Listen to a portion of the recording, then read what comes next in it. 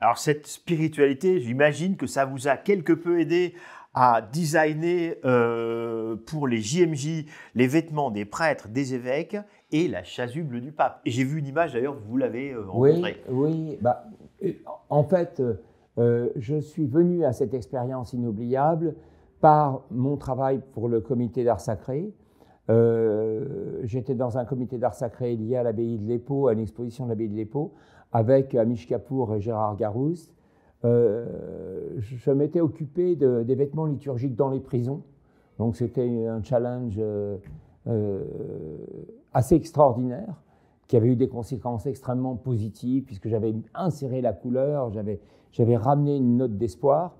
Et en 97, on m'a demandé de faire ce travail extraordinaire qui je crois, n'avait jamais été fait et ne sera jamais plus fait, c'est-à-dire de travailler sur la venue du pape en France. Donc il y avait 500 évêques, 5000 prêtres, 1 million de jeunes, tout ça lié par la couleur. Et le pape, à la fin de cette célébration, m'a dit « Vous avez utilisé la couleur comme ciment de la foi ». Et voilà, c'était ma récompense. Alors, j'imagine comme un peu autre récompense, le musée… Mais c'est la première fois, en ce 24 août 97, que je vois la force implacable de la couleur, parce que je vois mes couleurs primaires sur 1 million de jeunes, sur des t-shirts, sur 5000 prêtres, sur 500 évêques et sur le pape. Donc, dans 4 formulations différentes, de la haute couture, une sorte de prêt-à-porter de luxe, du prêt-à-porter et du streetwear. Et là, il n'y a plus cette distance que moi, jeune élève, pensionnaire chez les oratoriens, j'ai vécu entre les autorités, l'autorité religieuse et les jeunes que nous étions. Et alors, autre moment de bonheur, j'imagine, 18h, le moment du vernissage, quand le musée Galliera vous propose de faire une exposition solo show de 40 ans de création. Très belle exposition qui s'appelait Galliera-Rock. C'est surtout mon premier travail de scénographe. C'est un parcours initiatique. Il y a d'abord un grand Rubik's Cube multicolore qui fonctionne avec le son. Ensuite, il y a un cabinet de curiosité parce que je suis venu à la mode par l'histoire, par ma passion pour l'histoire. Et là, il y a des choses bouleversantes. Il y a des choses qui appartiennent au musée de Paris, à Galliera, notamment les vêtements de Louis XVII à la prison du Temple, la robe de chambre de l'empereur à Sainte-Hélène qui est avec une emprise d'humidité qui est bouleversante, l'armure de Jeanne d'Arc qui fait taille 34, qui fait 1,56 m, que tous les jeunes qui vont venir vont dire mais comment cette petite fille a-t-elle pu diriger autant d'hommes et ensuite, un parcours au travers de tout mon acte de création, un grand trône, très belle exposition. Alors, sans doute un peu trop tôt. Bon, faudrait en refaire une. Alors, autre temps, moi que j'ai trouvé… Si j'en faisais une aujourd'hui, ça serait vraiment avec la dimension plurielle de mon travail, mon design, mon art, ma mode. Cette vision perspective qui fasse que le mot touche à tout prenne un sens concret.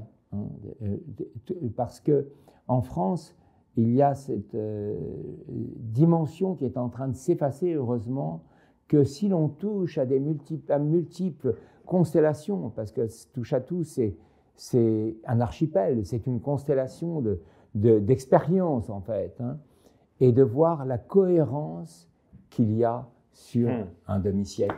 Voilà. Alors je pense qu'aujourd'hui on pardonnerait plus ce côté transdisciplinaire qu'il y a 40 ans, fort heureusement. Aujourd'hui, c'est pour ça qu'on me fait appel à moi aujourd'hui, parce que je pense que ça correspondait à une dimension visionnaire, d'anticipation en tout cas. Alors vous touchez aussi à l'art contemporain avec une exposition qui s'appelle Triumph of the Signs à Londres. Oui. J'ai adoré cette double appropriation des marques et des peintures, avec notamment le duc de Montefeltro dans Piero della Francesca, avec des peintures Yves droite et Yves gauche, donc qui symbolise cette appropriation, mais c'était, il faut le dire, il y a 15 ans, donc c'est comment l'icône et la dimension iconique des marques a une emprise sur l'histoire de l'art.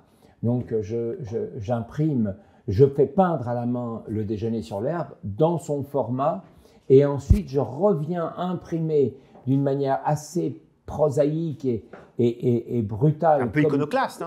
Iconoclaste. Le logo Vuitton en semi, ça devient une sorte de post-impressionnisme très particulier. Les maisons se rebellent, on veut me faire saisir mes tableaux.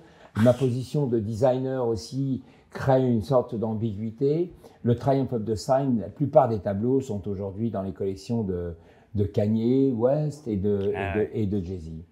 Voilà. Alors, autre acte résolument... Il n'est pas dit d'ailleurs que je ne reprenne pas ce travail parce qu'il reste toujours aussi contemporain et je l'aborderai d'une autre manière. Ça, je l'attends avec impatience.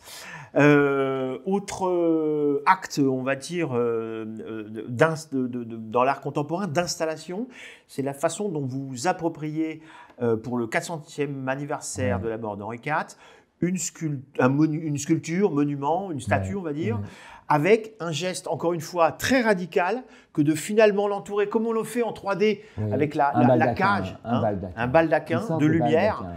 En fait, ce baldaquin, j'ai toujours aimé dans l'histoire tout court, les baldaquins qui arrivent à cristalliser, qui arrivent à magnifier un personnage ou une relique dans n'importe quel lieu, à le rendre sacré en quelque sorte. Donc ça peut être un baldaquin fait avec une structure de bambou, ça peut être un baldaquin fait d'or et de lumière comme durant les processions espagnoles. Là, en l'occurrence, je prends presque l'intensité du baldaquin qui est dans les tableaux de Francis Bacon, lorsqu'il cristallise les prélats, et j'installe autour du roi chevalier cette espèce de structure de néon qui fait que soudain, cette statue devient interstellaire alors que personne ne la voit la nuit. Et il y a une grande force dans ce geste. Et vous avez quelque chose de polygonal autour. D'ailleurs, Frédéric Mitterrand a eu le courage de me faire cette commande et on s'aperçoit que ça touche toutes les générations. Et en fait, c'est de là que vient cette expression que je pratique aujourd'hui, électriser l'histoire. Électriser l'histoire, c'est-à-dire prendre l'histoire, se l'approprier et la redonner aux générations prochaines comme quelque chose de vivant et d'exemplaire surtout. Et là, c'est très fort, c'est très fort.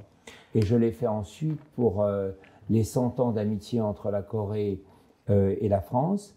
Le Quai d'Orsay m'a commandé une cristallisation que j'ai fait autour du roi Sejong qui avait donné l'écriture à son peuple. Et j'espère le faire encore dans d'autres circonstances. Alors, du plus monumental encore, je me suis rendu compte que je l'avais vu à Orly-Sud. Pardonnez-moi sans savoir initialement que c'était vous, je l'ai redécouvert. 3700 mètres carrés, une fresque monumentale, véritablement votre style, c'est-à-dire le trait, l'aplat, sur toute la façade. Absolument. On sort des attentats, on sort des attentats, plus personne ne veut voyager, il y a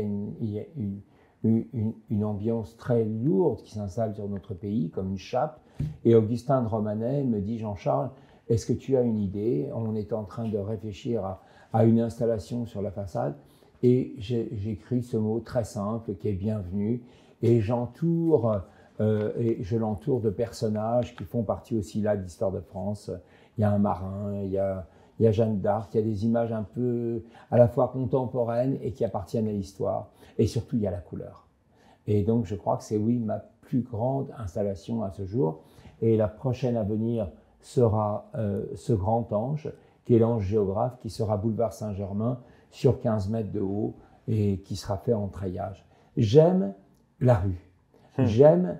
je pense que c'est les JMJ qui m'ont donné cette force-là. J'aime la foule, j'aime les réunions, j'aime parler aux gens dans leur quotidien. D'où mes anges à la craie dans la rue, d'où ces fresques, d'où mes cristallisations. Il y a cette relation au bruit, au son de la ville, à la lumière, à sa violence aussi, hein, à sa brutalité plus que sa violence, et à ce fait que je peux, par mon don, parler d'une forme d'empathie poétique.